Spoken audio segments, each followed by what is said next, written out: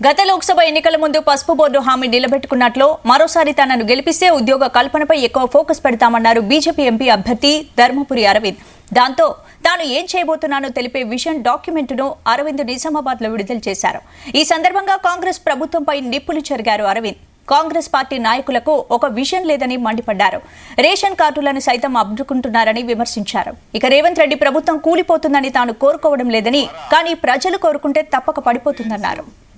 ఏ రకంగా వేలాది సంఖ్యలో మేము ఎంప్లాయ్మెంట్ జనరేషన్ కి ఈసారి దృష్టి సారిస్తాము ఈ నెక్స్ట్ 5 years అన్న ఒక విజన్ డాక్యుమెంట్ మీ ముందర ఇవాళ ఉంచడం జరుగుతుంది. This will be my primary objective other than routine development. Final objective ఏంటంటే దీని ద్వారా ఇది ఒక comprehensive development program. Agri based industries ద్వారా ఎంప్లాయ్మెంట్ జనరేషన్, ఫార్మర్ వెల్ఫేర్ కూడా అవుతుంది. స్కిల్ డెవలప్మెంట్ మేజర్ సెంటర్ ద్వారా ఎంప్లాయ్మెంట్ జనరేషన్ అవుతుంది.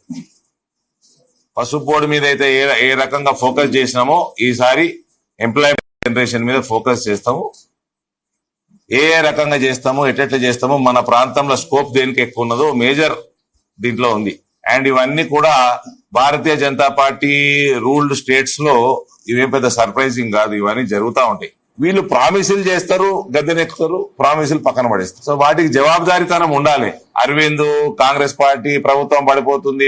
నేనేం పడిపోతుందా అంటలేను, పడిపోవాలని కూడా కోరుకుంటలేను. ప్రజలకు మోసం చేస్తే వాళ్ళ ఉసురు కలిగితే పడిపోతుంది. ఇల్లు కట్టియరు, పెన్షన్ ఇయ్యరు, రేషన్ కార్డు ఇయ్యరు. అరే రేషన్ ఆపుతారా అనే ఎవరన్నా? మీరు వేసిన అబద్ధపు వాగ్దానాలు పక్కన పెట్టుంది. రేషన్ ఆపుతారా? ఆరోగ్య బీమా ఆపుతారా? ఇల్లు ఆపుతారా? మీరు ఎంప్లాయ్మెంట్ ఎప్పుడు రావాలి?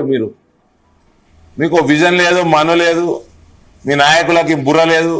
మీ నాయకుడు అంటే మా రేవంత్ ఫీల్ కాగలడు.